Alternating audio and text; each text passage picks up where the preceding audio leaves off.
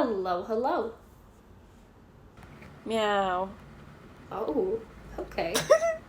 That one was a choice. I don't know. I didn't like that one. Welcome back to Creeps and Coffee. I got caught off guard. Hi. I got caught off guard with the 3-second countdown, the go, Yeah, she really had no idea what we were doing from the multiple checks of confirmation that we were ready. I got nervous. It's been a while. You know what? It has been. For you guys, it hasn't been a while. For us, it's been a long time since we've recorded. We What's pre-recorded some episodes, so... What's new with you, James? Tell the people all the new and exciting things in your life. It was pretty much just that Europe trip I went on. Yeah, just a casual 3 weeks you spent in Europe. Yeah, it was really awesome, and then I came back, and then I've been working a bunch because I was gone for 3 weeks in Europe. So gotta catch up. Oh, I won't say where I work. If you know me, you know where I work, but I got a $100 tip the other day. Woo! She showed her boobs, that's why. No, I was just really nice and accommodating. With her boobs. No, I had a t-shirt on. How are you? I'm good. I've had, the plague for 2 weeks. Children just snotting all over you. Yeah, I work with germ factories. And they have been kind enough to pass on whatever disease that they've all acquired. Awesome. I have been kind enough to pass it on to everyone in my life. Amazing. So... Not me. Haha. Yeah. I'm still a little sick, but not because of you. Yeah, the perks of being on the other side of the country, hey? It's still coming for you. I mailed you an envelope. I licked the envelope. Ew. That was gross. I could, see you. No, stop. Put your tongue away. Gross. You're nasty. But yeah, other than having the plague, I really haven't been up to too much. We're here and we're ready to yap today. We are ready not only because it's a fundamental part of the lore of, I guess, the supernatural community, but also because it's history. And I am always ready to talk about historical events. Let's take a jump back in time. Pop in that time machine again. Let's go back to 1692 to Salem, Massachusetts. Witch! I'm Kate. And I'm Jane, and this is Creeps and Coffee, A show where we talk about the dark parts of the world around us. Cryptids, conspiracies, things that go bump in the night. And the crimes behind the scariest creatures of all, humans. Join us as we take a look at the stories sure to give you the creeps. Pull up a seat, grab a coffee, and let's have a chat. So there's a lot to cover here. In a lot of different senses. Oh, yeah. So this is going to be a little bit of a jumble. It's going to be a little bit of a mishmash of culture, of cultural significance, of historical significance, and of misconceptions that have popped up over history. Because I think if there's any historical event, particularly pertaining to the occult, that has really been misconstrued over time, it's the Salem Witch Trials. I feel like everybody knows about them. They know that they were a thing. They know that something happened. But that's kind of it. People haven't really done a significant amount of research, and I don't blame them. Again, this is my own weird historical need to know things. But also it's been glorified in media, so they don't, feel the need to look it up, but they're like, oh yeah, thousands of people were burned at the stake, and it's like, well, incorrect on both ends. But... yeah, let's get into it. Let's start from what we all kind of know. So I think when most people think of the general history they've been taught or have found out about the Salem Witch Trials, it often begins with two little girls and a woman named Tituba. Snitchy brats or not snitchy brats? Snitchy brats. So, in January of 1692, and I would also like to point out that personally, doing my research for this has made me hyper aware of my dyslexia when it comes to numbers, because I have referred to this as 1962 more times than I can count. Oopsies. This did not take place 60 years ago. This was in 1692. I know I'm going to say it at some point or another. 400 years ago. I'm just covering my bases now. But in January of 1692, 9-year-old Elizabeth Parris, who also went by Betty, and 11-year-old Abigail Williams, these girls were the daughter and the niece of Samuel Parris, who was a minister of Salem Village. They began having fits. So these fits came out as what were described as violent contortions and uncontrollable outbursts of screaming. Right off the bat. Mental illness. Not even. Right off the bat, let's talk about ourselves at ages 9 and 11, Jamie. Oh, you're going to bring it up. I'm going to bring it up. I've mentioned it Again, and I will continue to bring it up. Age 9 was the because we have to remember, I'm a child. But this is my point exactly. At age 9, Jamie vehemently told me that she was a wizard. She was also a vampire. She was and a robot. A cyborg, specifically. You were half robot, half human. Mm-hmm. All to the point of genuine arguments and fights where we would not talk for days. At most, Vampire and werewolf as well. a week and a half. Because I did not believe her. That's on you. She would make things. She would scream. She would come up with foreign languages to further prove the fact that I was doing witchcraft. Exactly. I was a wizard. Exactly. So I was doing spells. My point being, make-believe is a part of childhood. Naturally, a healthy childhood should have some amount to it. 1,000%. You need a healthy level of fiction and a creative imagination in order to develop properly. If you take everything literally, you're either struggling with something or you potentially have autism. But that's a whole different... I'm just covering the bases here. But my point being, these are not insane behaviors. Okay? These are kids. 11 years old for us was not all that different. Yeah. All that to say, our parents saw us having uncontrollable outbursts of screaming, doing weird dances, doing all these crazy things, and they thought, oh, good thing they have each other.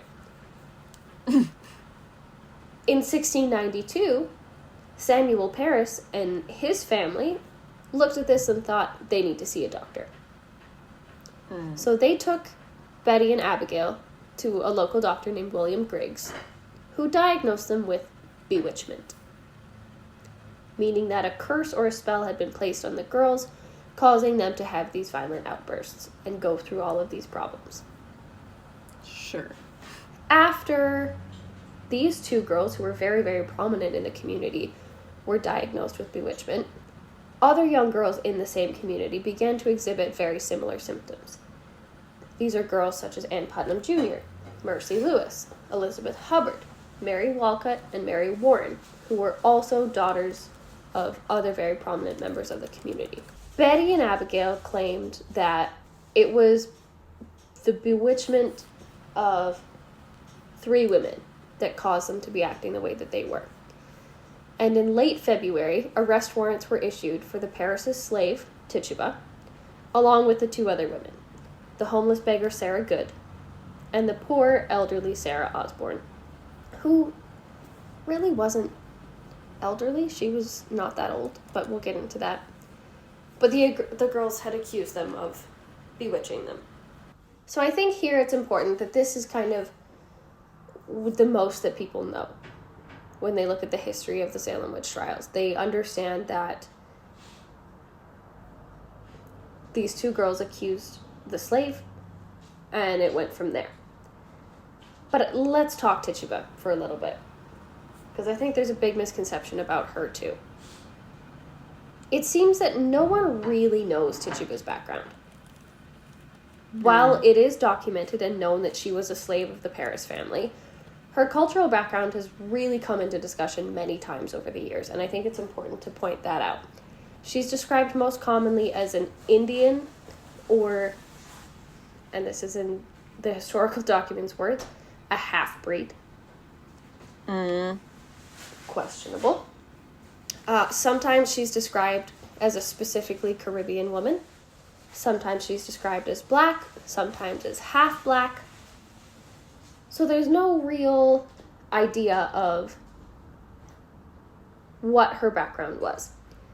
And while her culture is of, I don't want to gloss over it and say that it wasn't important. Her culture is of significance to her and where she came from and why she was a slave to begin with and all of the historical significance that comes with that aspect of her story. And her culture has every right to be tied back to her. So I think it's a real shame that we really have no idea where that comes from. But in terms of the witchcraft accusations, all that really unfortunately mattered was that she was not from Salem.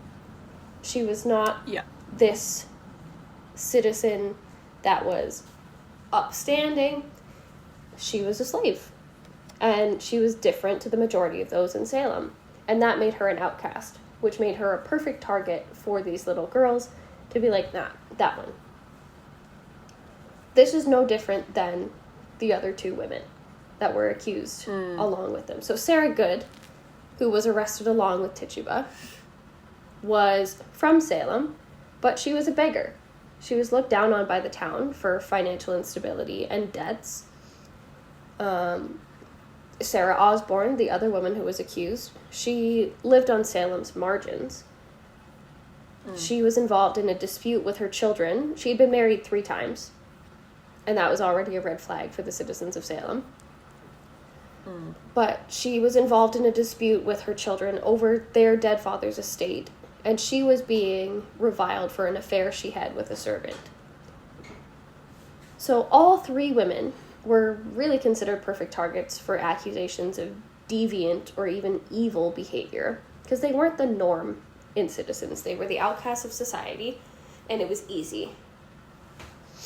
That's really, at its core, what it was. It was easy to pinpoint them, so it's what happened. Sarah Osborne was accused of pricking the girls with knitting needles and tormenting them, but she claimed her innocence.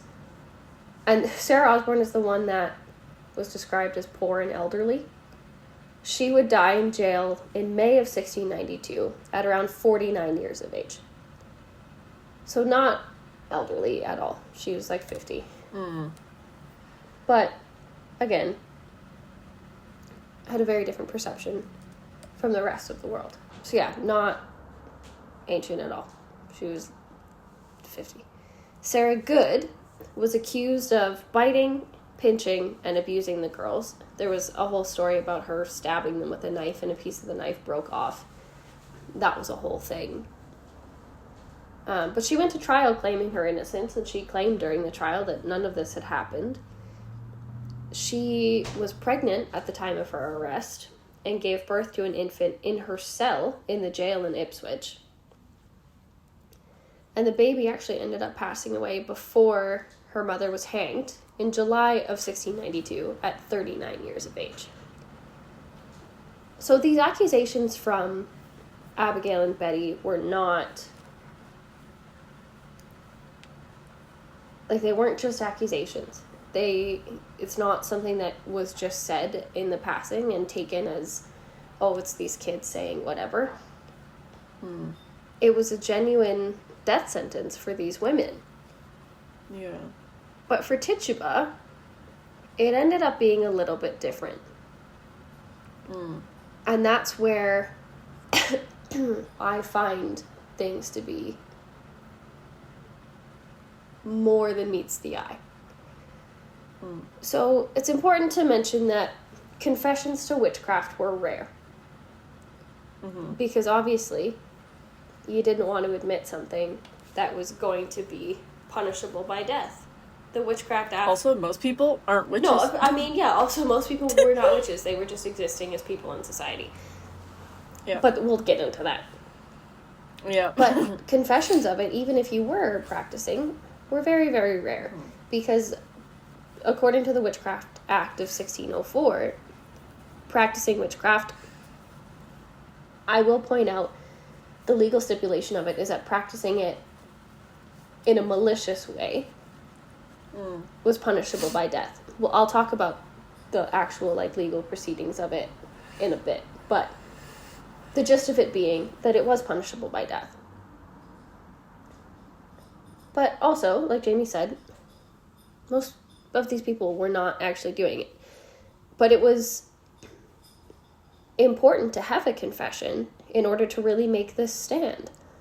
But also, a confession under duress is not a confession. Can't. No. In modern day, absolutely. In 1692, legal proceedings were a little bit more loosey-goosey with those kinds of things. Hang them all! Oh, okay. Exactly. Tituba, unlike Sarah Good and Sarah Osborne, did not claim her innocence. She confessed. And she confessed that Sarah Good and Sarah Osborne were also involved. So her confession was not only, oh yeah, I did it. It was a convincing confession. It satisfied their need. And it created a whole other branch of speculation for this discussion, because it gave the authorities the notion that they were on the right track and that they had every right to be doing the investigations that they were doing. And it ended up doubling the number of suspects, and it stressed the urgency of the investigation, because if all of these women, all of these children in the community were being so affected by it, it was an epidemic that was coming across Salem. And it needed to be taken care of right off the bat. So Tituba had seen something, according to her, of which every villager had heard and in which all of them believed. An actual pact with the devil. So according to Tituba, she had conversed with Satan, resisted some of his entreaties, but hadn't held him off entirely. She, according to her, had interacted with two different rats, a black rat and a red-eyed rat, that whispered things to her. She had interacted with a man who had claimed to be Satan, who had told her that she needed to torture the girls, and had worked with her and Sarah Good and Sarah Osborne. And according to her, she was cooperative with this message and was no longer in control of her own actions. And by not being in control of her own actions, she tortured the girls and admitted to using witchcraft. The type of witchcraft that she confessed to, however, made no correlation with what the girls had been saying originally. So according to Tituba, she had, there's different accounts across the board, but the general idea is that she had claimed to be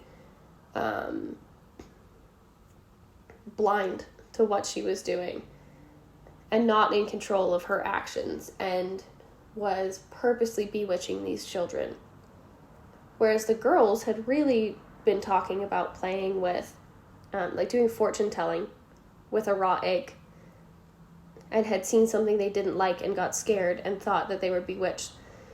So Tituba made them a witch cake, in parentheses, to protect them. And that's when their dad flipped out. So nothing to do with the devil, but Tituba has already made all of these accusations.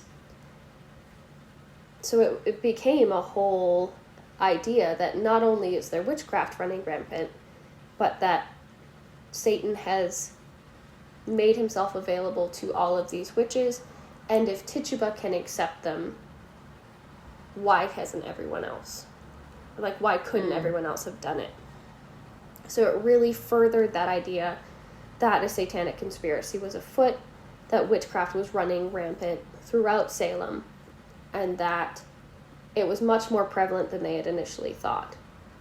And Tituba's confession ended up inspiring further arrests, which led to the trials of nearly 200 individuals and the confirmed deaths of 19 accused witches and wizards in Salem, Massachusetts.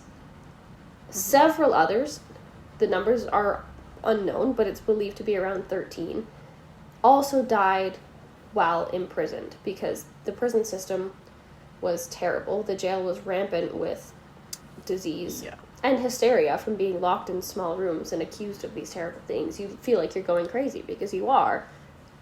Yeah. 14 of the 19 were women, 5 were men, and there were also 2 dogs murdered in the name of stopping witchcraft in Salem. What did the dogs do? Don't know. These villagers were really just going after whatever they could. And these individuals that were accused and who went to trial were hanged on Gallows Hill in 1692. So I think before I actually talk about the victims, I kind of want to talk about the misconceptions of the trial. Because I feel like we've gone over now the general idea that people have, but this is where things sort of start to spiral out of control. And like you were saying, the idea of these fictionalized tellings of the Salem Witch Trials start to come out. And we get major misconceptions of what really took place. Yeah. So the first thing that people obviously think is that these witches were burned at the stake. No. Wrong. Like, just flat out, no. That is a thing, but not in this trial, not in this area, not in this time. So, I think what people tend to forget is that the Salem Witch Trials were not the only witch trials that ever happened in the history of the world. And they were, like, not even close. They were heavily inspired by a giant witch hunt that was happening in Europe from kind of the start of the 13th, but more like the 14th and 15th centuries. The myth of burnings at the stake in Salem is most likely inspired by those European witch trials, where execution by fire was unfortunately a disturbingly common practice. Yeah. So there's medieval law codes, such as the Holy Roman Empire's Constitutio Criminalis Carolina, which stipulated that malevolent witchcraft should be punished by fire. And in the same way that church leaders and government leaders and politicians and judges would oversee hangings at the gallows for other criminals, these leaders and local governments oversaw the burning of witches across different parts of modern-day Germany, Italy, Scotland, France, Scandinavia. It goes back to Babylonia. It goes back to ancient Israel. Like, these were, unfortunately, very common things that happened. Historians have since estimated that the witch hunt hysteria that peaked between the 15th and 18th centuries in Europe saw about 50,000 people executed as witches in Europe, but could be closer to the 100,000. Many of those accused of witchcraft were hanged or beheaded first, and then their bodies incinerated afterwards to protect against this idea of post-mortem sorcery, of them coming back because they were so powerful. Unfortunately, there are lots of cases where these condemned witches were still alive when they were burned and were left to be burned alive and inhale these toxic fumes. Similarly, you hear stories of women who were being, like, tested for witchcraft, and they had rocks tied to them and were thrown into the water. And if they drowned, then they weren't witches, but if they somehow survived and made it out, then they were witches and they had to be burned. Don't worry, I've got a whole section on those. Perfect. Because all of those are very much You lose or you lose. Good luck. Well, exactly. There's no winning there. But the reality of the Salem Witch Trials is that burnings at the stake did not happen. There was one death that I'm going to talk about in a minute here that was not by hanging, but primarily the deaths that occurred from the trials themselves were as a result of hanging at the gallows. Yep. So now I'm going to talk about another misconception, and I'm going to kind of start talking about the victims at the same time. So another big misconception is that it was only women who were accused of witchcraft. While it was primarily the women in the community who were being accused, there is also a large number of men who faced the trials as well. Specifically when it comes to the victims, there were 5 men who were accused and tried for witchcraft throughout the trials. Mainly, it seems, for the reason of not supporting the trials to begin with. Most of these men seemingly had a woman in their life who had been accused of witchcraft, and they were like, well, this is clearly not a fucking thing. Like, I don't know what you're talking about. I don't know why you're harassing these women for nothing. And the leaders of the community were like, oh, well, if you don't support making our community safer and investigating these women, then you must be the witch. No. Which is obviously not how that works. But Which is... Sorry. So I want to talk about the men who were involved, because I think it's important to look at their stories too, to see, like, to kind of further make the point that we're going to make in a little bit here. Okay. So first I want to talk about George Burroughs. George Burroughs was a Puritan minister who had borrowed money from the Putnams, who were a rather wealthy family in the community, also involved with Sarah Osborne, which is part of the speculation about why she was accused in the first place. But Puritan minister, borrowed money from the Putnams, and took a long time to pay back his loan. He did repay it, but because it took so long, there was a big rivalry, and the Burroughs family moved out of Salem. When these accusations of witchcraft began, the town residents turned against their old minister. They sought him out, accused him of witchcraft, dragged him back to Salem, where they used his physical prowess as an excuse to convict him. What? He was too strong, he was fighting back, and apparently his strength was supernatural. However, just before his execution, he recited the Lord's Prayer. So as he's standing at the gallows, he's saying the Lord's Prayer, obviously in an attempt to comfort himself. But accusers thought that people who were witches couldn't have anything to do with the Lord because they were devil worshippers. So the fact that he was even able to get the Lord's Prayer out of his mouth made a lot of onlookers who were watching his hanging demand for an immediate pardon. Because while it was just like super easy for them to claim someone was a witch, it was just as easy for them to be like, oh, you can say the prayer? Oh, never mind. You're fine. But he was hanged anyway. So simply because he didn't pay back someone a loan, and he was a strong man, he was hanged. John Willard was Salem's deputy constable. He developed doubts about the guilt of some of the so-called witches, expressed those concerns, and then the accusers turned on him. So John Willard's wife's grandfather, so his father-in-law, suffered from kidney stones, which is a terrible thing to suffer from nowadays. I cannot imagine in 1692, without modern medicine, having to deal with a kidney stone. I feel terrible for that man. When Bray Wilkins asked a local woman for medical help, she told him that it was likely due to witchcraft. Great. Wilkins recalled that his son-in-law had looked at him strangely one time and decided that he had caused the ailment. He gave him kidney stones. Of course. Obviously. And then when Wilkins' grandson, Daniel, died, Wilkins further claimed that Willard was responsible. It was witchcraft. So that was a whole thing. There was another aspect where Willard was babysitting part of the Putnam family.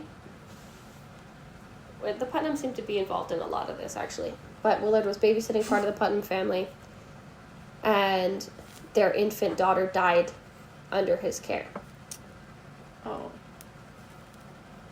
They accused him of having used witchcraft to have done it.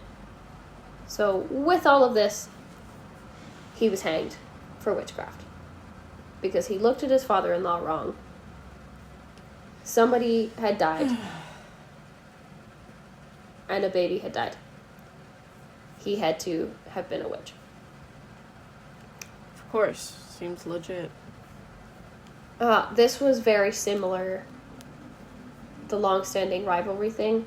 There was also another man named George Jacobs Sr., who was a rival of the Putnam family, who was also killed for an accusation of witchcraft because of the Putnams.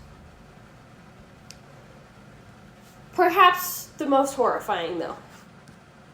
This is the fourth man who was killed during the witch trials. And this is the one man who... the one person during the witch trials who was not killed by hanging. Is Giles Corey. Giles Corey was an 81-year-old man who refused to admit innocence or guilt when he was accused of witchcraft. He was initially accused of witchcraft because his wife, Martha, was accused of witchcraft. And he spoke out in support of her. And was like, she's not a witch. She's done nothing. You guys are fucking idiots. Leave her alone. Slay. This turned suspicion towards him. He refused to participate. He was like, I'm not even entertaining this idea. You guys are being fucking ridiculous. I'm not saying I'm innocent, and I'm not saying I'm guilty. I'm just not saying anything because you guys don't need to be doing any of this. It's none of your business. Exactly. Crazy. Exactly. Instead of waiting for him to enter a plea and bend to their whims, they decided to press him between two stones until he died. Yeah. I was going to mention that, and then, yeah, I'm glad you did. So, for days, this 81-year-old man was squeezed between heavy weights and tortured for all the town to see. Yeah. Because he didn't want to take part in the trials. And he died 3 days before his wife was then executed for witchcraft. There's nothing that I can compare it to, because what I want to say is, like, if it's happening now, we would be like, oh my god, it's a witch hunt. This is the witch hunt that we're talking about. Exactly. They were really looking for any excuse to exert power. And it didn't matter what the circumstances were. It just... that's what it was. So, all of that to say, that was just a handful of the victims of the witch trials. But it was not all women. But let's talk about everybody else, too. So now that we've talked about that, let's talk about the other victims who were hanged on Gallows Hill in 1692.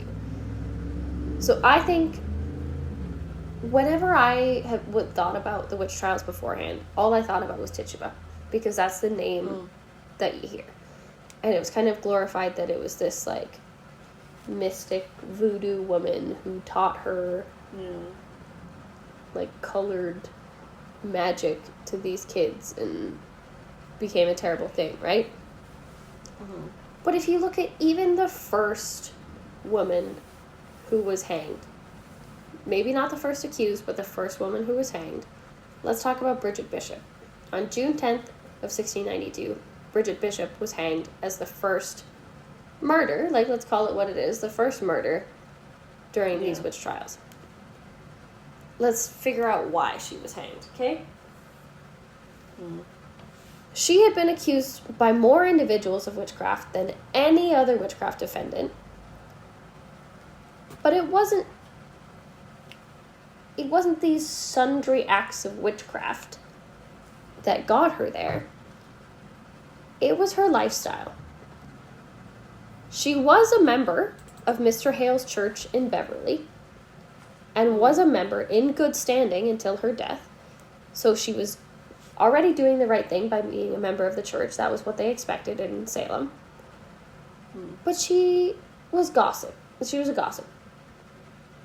So it's said that Bridget Bishop often kept the gossip mill busy with stories of her publicly fighting with her various husbands, entertaining guests in the home until late in the night, drinking, and playing the forbidden game of shovelboard, and being the mistress of 2 thriving taverns in town. In addition to liking to chat about other people, she really fueled the other gossips of the town with her lifestyle. Some even went so far as to say, and this is a quote from someone in the town, that her dubious moral character and shameful conduct caused discord to arise in other families, and young people were in danger of corruption.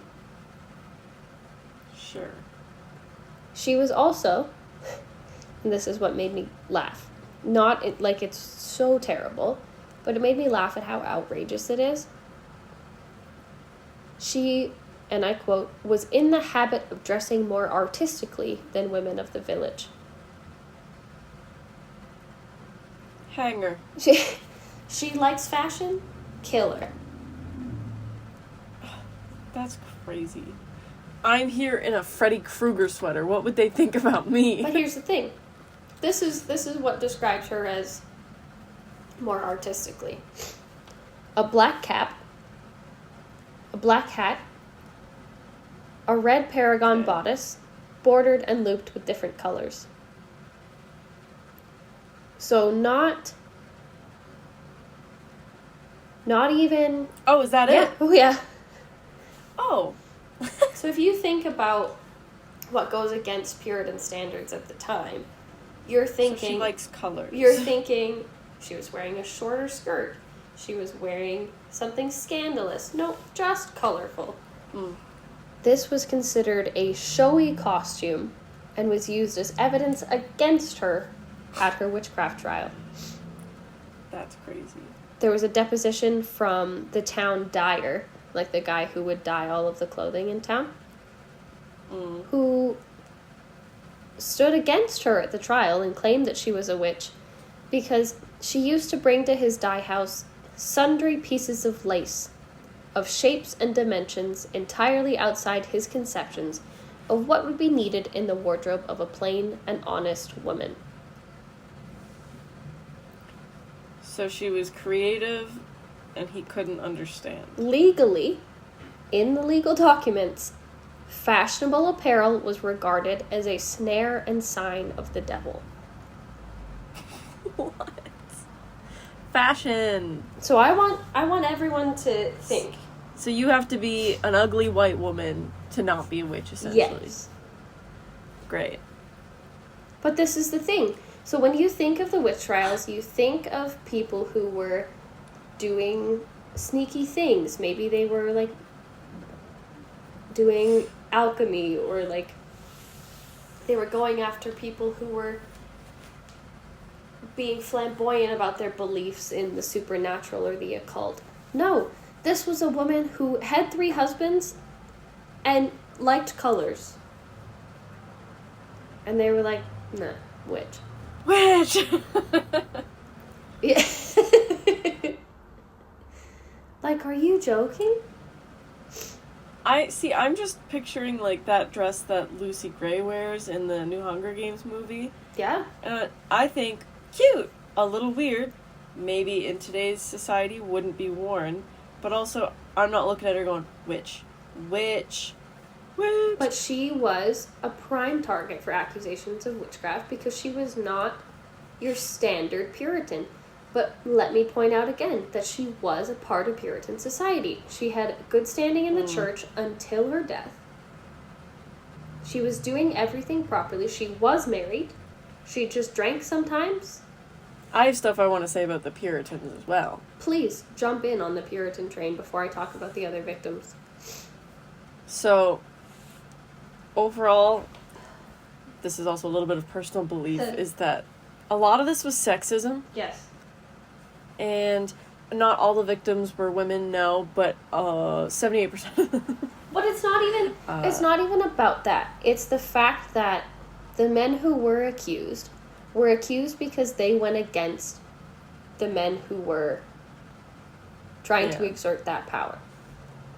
Yeah. So because they were considered threats to this ideal that they were trying to portray, then they were also part of it. So they weren't safe just because they were dudes. Yes. Oh, yeah.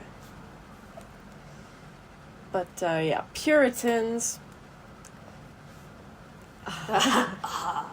So, starts off wrong right away. The Puritan belief in New England culture was that women were more inherently sinful and susceptible to damnation than men were. And that they are more likely to have the devil overtake them because of their, and I quote, weak and vulnerable bodies. Women's souls were seen as unprotected.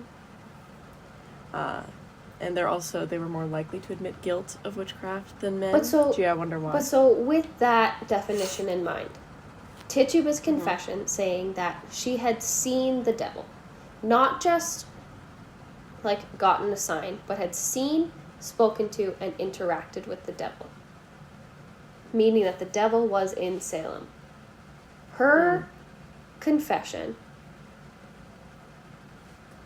coupled with that Puritan definition of an already inherently susceptible nature to persuasion from the devil, you put those two things together, everybody's going to lose their goddamn minds. Yes.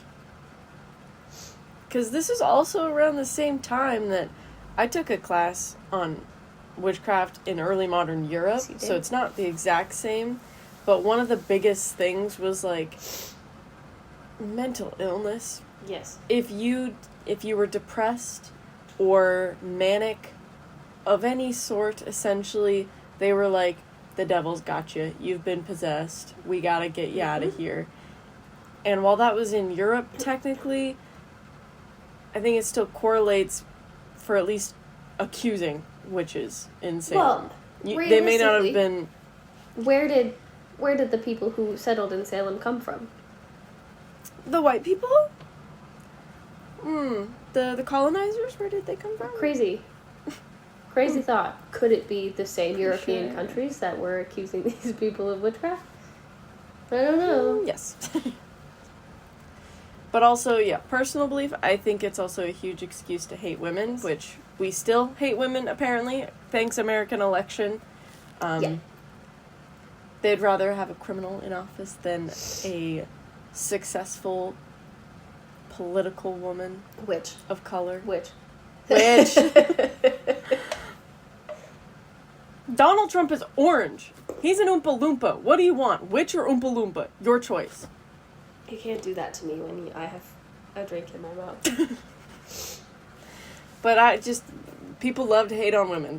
That's how I'm going to end that statement. But that's, at its core, it's a fight for power that these locals were having, which came from that belief 1,000%. But that's what led to the deaths of these further people.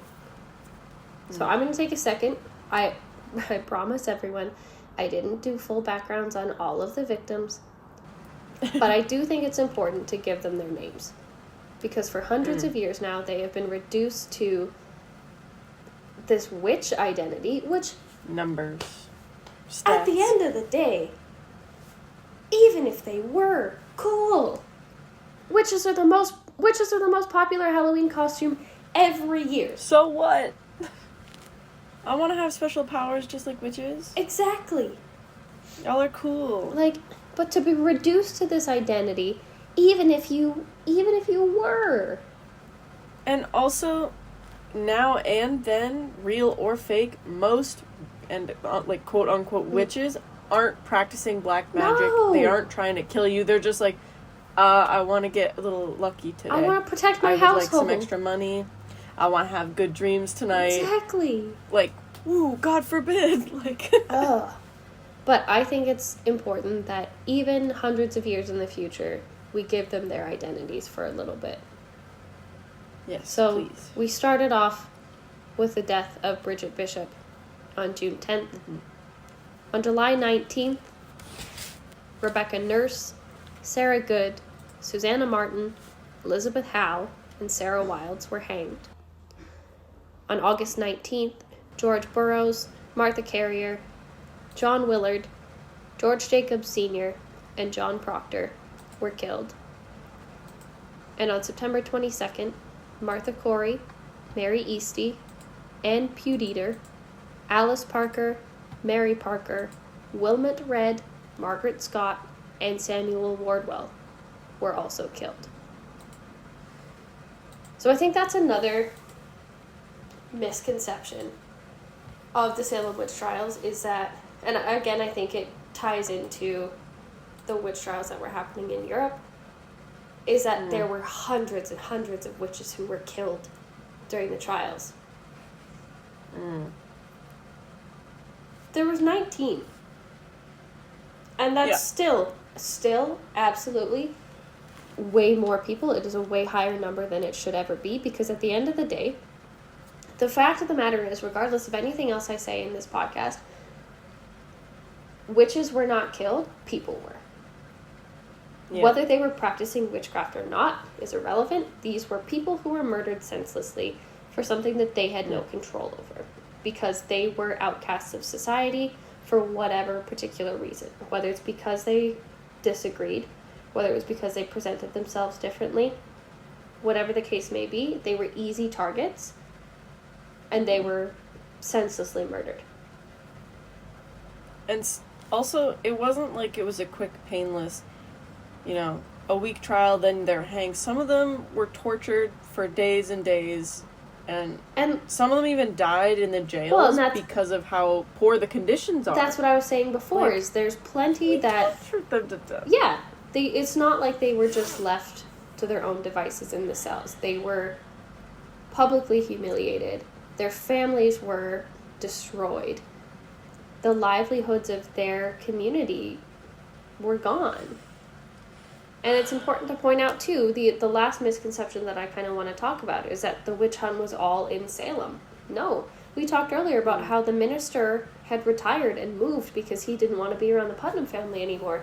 They hunted him down in the surrounding area and brought him back to Salem. Yep. 17th century Salem was an amalgamation of 6 or 7 different towns and cities today. Mm-hmm. There's people as far away as Boston who were being accused, brought back to Salem. And there were actually more people accused in the neighboring town of Andover than anywhere else. It just so happened that these trials began in Salem. Mm-hmm. This was not just like one and done with the town of Salem. This hysteria spread massively. I don't know. It's insane. Yeah. There's not really another way to properly put it. Do you want me to go now? Please, give me something. So, I sort of just want to mention, I guess, a couple of the different trials, because they're all, like, pay to lose. Like, there's exactly no good option. So, when you hear these different things, just try and remember, like, they were told, like, essentially endure torture or confess. Oh, you confessed? Let's kill you. But exactly, so there was about 185 up to 200 of these trials that went on. Sure, there were only 19 that actually got to a point of conviction and hanging, but this is still 200 trials. Yeah. That tortured these people emotionally. One of which I think you already mentioned was just the prayer test. Mm.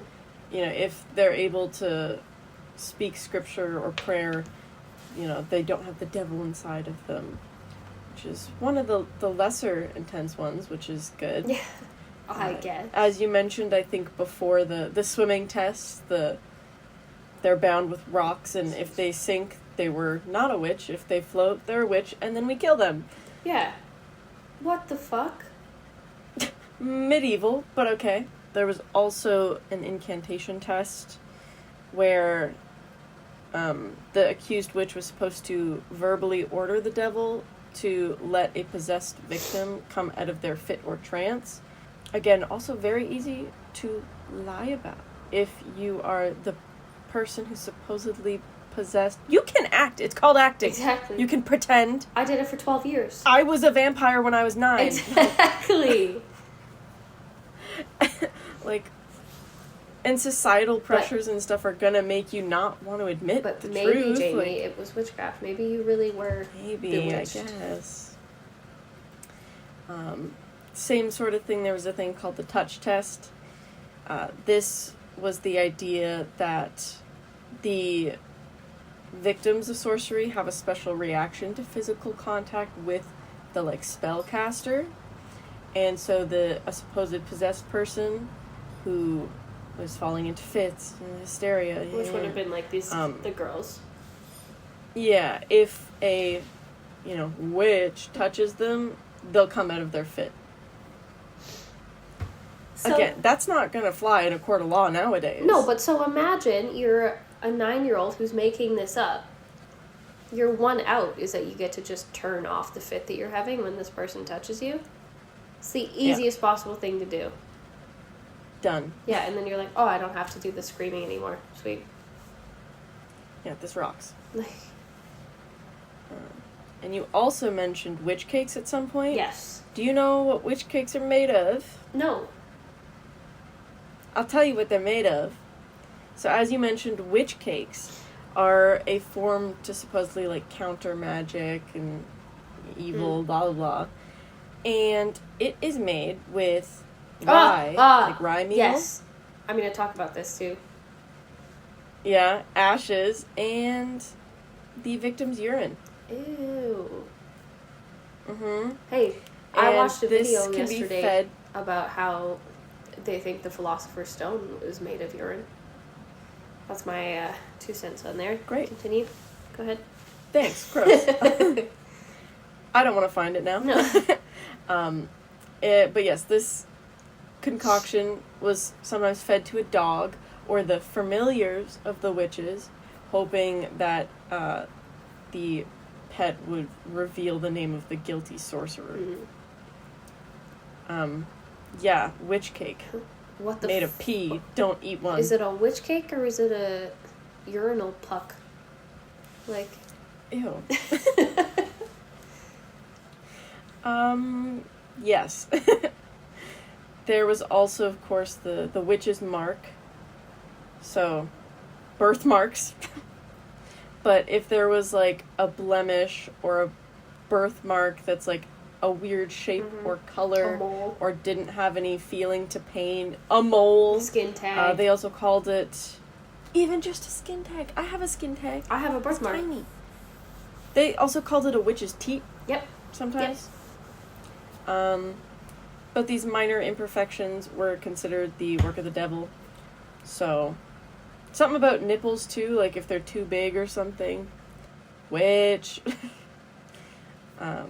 scars, certain scars, and certain sores. So, if you're looking on that from 1600s or whatever, they're a lot more calloused than we are. You're gonna find something. Well, you're working with your hands on everything. Yeah. And then this kind of frustrated me. Sort of jumping to a different part. It was in 1886. There was a book called Against Modern Sadism. I don't know how to pronounce it. But this guy, Joseph Glanville, claimed that he could prove the existence of witches and ghosts in the supernatural realm. But he also said that indigenous men should believe in witches and spirits, and if they didn't, then they were considered heretics because they didn't believe in angels and, like, the devil and stuff. And it's like, so if they do say they believe in it, they're part of it, but if they don't, they're part of it. Okay, yeah. Nope, that sounds about right. That tracks. That makes total sense. Got it. And then another one I have, I think it's probably the last one, is just pricking or scratching tests, where witch hunters, people literally had this as a job called like a professional pricker, who would I know some people who like that. They would prick a supposed witch, and if she bled, she's a human, but if she doesn't bleed and it doesn't pierce her skin, she's a witch. But they had con men in there who had regular needles or Blunt dull needles. So, hey man, you get to choose who lives and dies just because you want to You want to fuck prick around? this one. Oh, but not this one? Like, that's... Sounds like a professional prick. Oh my god. Well, no, so think about all of these tests are happening. So not only are these tests going on, or a multitude of them, but you're also having people like in Bridget Bishop's case, the town dyer. You're having like people that you see every day, people that you interact with every day, suddenly turning on you and your entire family and being like, no, actually, I hate this person and I hate everything that they stand for. I hope they die. Like, that's insane. Yeah. So you're exactly right in pointing out that these trials aren't just... It's not one and done. It's not like you're sitting there privately in front of a group of people and they're either like, witch, or not a witch. I didn't know. But it's weeks and weeks of abuse. And there's also the theory that the witches never got caught. Those were all innocent people, and the witches are alive and well to this day, and they're like, well, God, we escaped that mess. Well, you have to think about the reality Which I don't know if that's better or worse. Well, the reality of it is, like, I'm sure that 99% of these people were not actually practicing witchcraft. But... Yeah. The idea of witchcraft, and I'm not saying that they're these, like, all-powerful magical beings, but witchcraft and Wicca as a religion have existed for centuries. Some of them were. Like, without a doubt. So, to see your entire community turn against you, like, what the fuck? Yeah. To understand the actual events of Salem and the witch trials, it's necessary to examine the times in which these occurred. So before we get into some actual theories about what might have been causing these behaviors, let's look at the times themselves. So at the very base, there were ordinary stresses of 17th century life in the Massachusetts Bay Colony. We look at Massachusetts, there's a strong belief in the devil. It's 1692, we've got the recent smallpox epidemic. Everybody's panicking about another epidemic coming across. You've got, in their minds, the ever-present threat of attack by indigenous tribes and their French allies. You've got boundary and border disputes between neighbors. These factors alone, by themselves, are ground for fear and suspicion of everything and everyone around you. However, there's a factional conflict going on in Salem Village itself. There's rising inflation, and there's removal of the Massachusetts Bay Charter in 1684. So with the removal of this charter, and with all of the political problems that are happening, to many, it seemed that the Puritan ideal of a city on a hill with all of these perfect societies was slipping away, and decades of work were being pulled from their grasp. And a lot of people with this Puritan ideal started to wonder if Satan's forces had infiltrated their new land. If maybe it wasn't the individuals that were cursed, but the land itself. So we've got all that going on. In terms of legality, looking at colonial America, very, very, very few witches were executed in colonial America prior to the Salem Witch Trials. We know that this is very different in Europe. Things were happening very differently there. But in the English tradition, clear and convincing proof of a crime was needed for conviction. So confessions, especially with other evidence and testimony of at least 2 trustworthy people, keep that in mind, constituted the best proof. This is why Tituba's confession sparked such major controversy for the area. So they've already got all of this fear, they've already got all of this anxiety, and then you throw in a confession that is backed by 2 little girls, Betty and Abigail. You're done. Like, you have set everyone up for failure. Yeah. So I talked before about the Witchcraft Act. So the Witchcraft Act of 1604 was the primary English law for witchcraft and deemed it a felony. A witch who was convicted of a minor offense, so basic magical practice, could be imprisoned for a year. And a witch who was found guilty twice was sentenced to death, or if she was doing it maliciously the first time, sentenced to death. In 1641, the General Court, which was the legislative body for the colony of the Massachusetts Bay, wrote the Body of Liberties, which was the first legal code established in New England. In this Body of Liberties, they included things taken from the Witchcraft Act of 1604. And it became a collection of civil and criminal laws and rights, which included witchcraft among its capital offenses. And I would like to point out something that would no longer stand in modern law, again, citing biblical sources for its authority.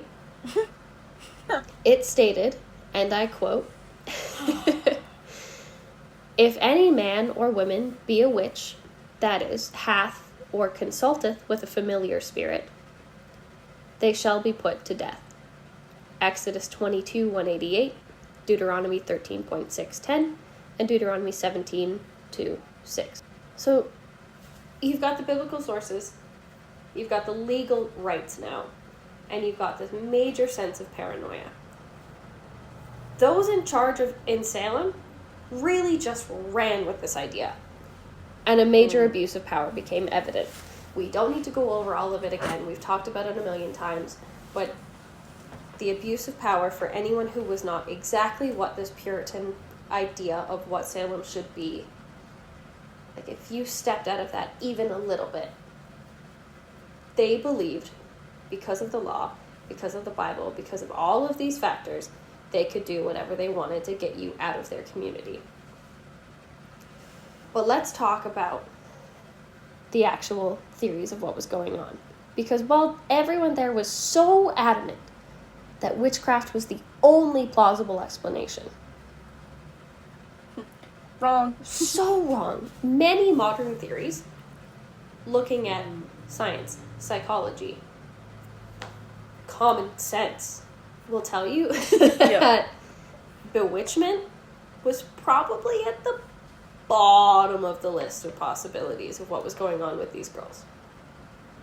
Yeah. Yeah, so one of which we've actually mentioned, I think, in at least one episode before, mass hysteria. Yeah. This is one of America's most notorious cases of mass hysteria. Yeah. Because there were people coming forward being like, I am possessed, like something's wrong, and it's like, no, you heard other people say it, and now you're scared. Mm-hmm. Ooh, that's also me. I'm a victim of that 100%, too. you would be 1,000%. With my hypochondria. Yeah. But that's a good way of explaining it. It's basically one giant case of hypochondria. Yeah. Where they think this witchcraft is contagious and everyone around them must have it. You have it, so I must have it. But also, again, keep in mind, they're just coming out of the smallpox epidemic. Mm-hmm. They're scared of things being contagious, and that includes psychological contagion, unfortunately. Yeah. And this is all kind of, big word, exasperated, with the religious extremism, with the politics of the time, with the accusations going around. Exactly. Like, it all kind of made it worse. So, yeah, I'll admit, I would probably fall into that. I wouldn't get anyone murdered, hung, but I think I would probably be like, oh no, what if, Caitlin, I'm calling you on the phone that's not a phone, I'm just yelling at your out the window. Front door. Yeah. Caitlin, what if I've been possessed? And you're like, you're fine. No, you would 1,000% be like, Caitlin, I think you're being accused of witch. Yeah. Yeah. No, I was saying to my boyfriend yesterday, the craziest part of all of this is that I would 1,000% be considered a witch by these standards. Yeah. You'd be talking about Titanic before it even happened, 300 years early. I knew. But yeah, psychological is definitely a factor or a theory. Another, like, psychological thing is just, I don't know what the word is. It was certain people, the little girls, jealousy, need for attention, spite, and then suddenly they're in too deep. They have to run with it. It's spite, 1,000%. Yeah. Like, I don't know what you'd call that. Like, the behavioral aspect? Yeah. That's the word I think is. Going off of the behavioral aspect, I would also warrant a possible theory is just fucking boredom. Yeah. You are... I mean, haven't you gossiped and gotten bored and then realized that you got in too deep, but you can't admit the truth now? Like, you have to keep up with the lie. And also, keep in mind, take that feeling and throw it into a town in the middle of buttfuck nowhere. Massachusetts in 1692 was Tiny not... towns have so much going on, too. It's all gossip. Well, exactly. Everybody's it's not like you're business. even, like, in Boston at the time, where there's at least exciting things happening in terms of the development of colonial America. You're in The exciting Salem. thing was, did you hear Jonah slept with his ex? Exactly. She's a witch. Witch! But just, even kids being bored. Yeah. You're going to come up with stuff. But again, you get in too deep. And this is what happens. You want to go throw rocks in the pond or go accuse some people of being witches? Let's go accuse witches. Exactly. Another theory. You've probably heard of this one. For some of the afflicted, apparently, was what toxologists call it's a fungus that grows in grain. Most specifically, a fungus that comes from rye. Let's talk about the witch cakes again. Claviceps purpura, which is what LSD is derived from. Vindictiveness is the word we were trying to think of. Not spite. Yes. Sorry. Yes. Thank you. But, yeah. This fungus, as well as ergot, found in rye, cereal, wheat, can cause delusions, vomiting, and muscle spasms. Hey, those seem like those symptoms. Sounds a lot like about. uncontrollable fits and physical manifestations. And it's happening in 1692.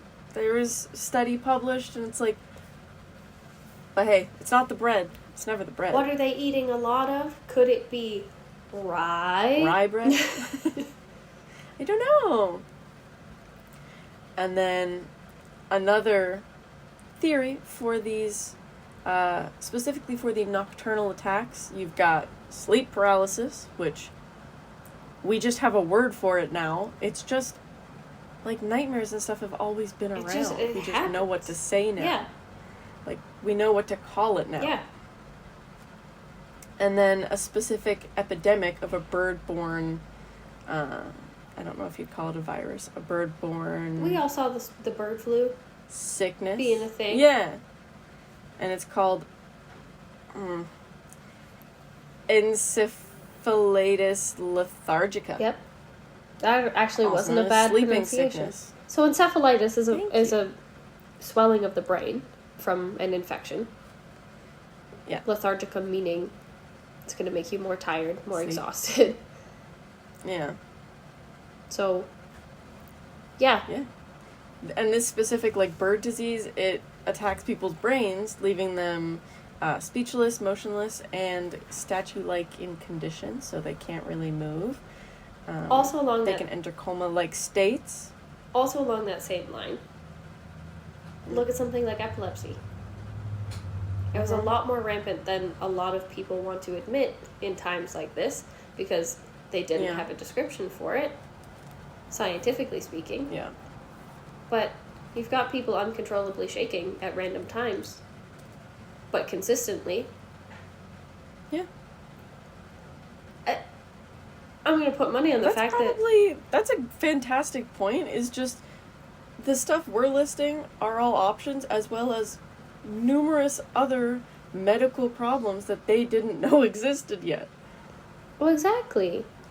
Yeah, like seizures and a stroke patient has their face drooping and stuff. Mm-hmm. No, it's not a witch. My heart just stopped. Exactly. But they don't know. They can't tell that. But, medical epidemics, there's Right. just stuff that they couldn't have known that we know now.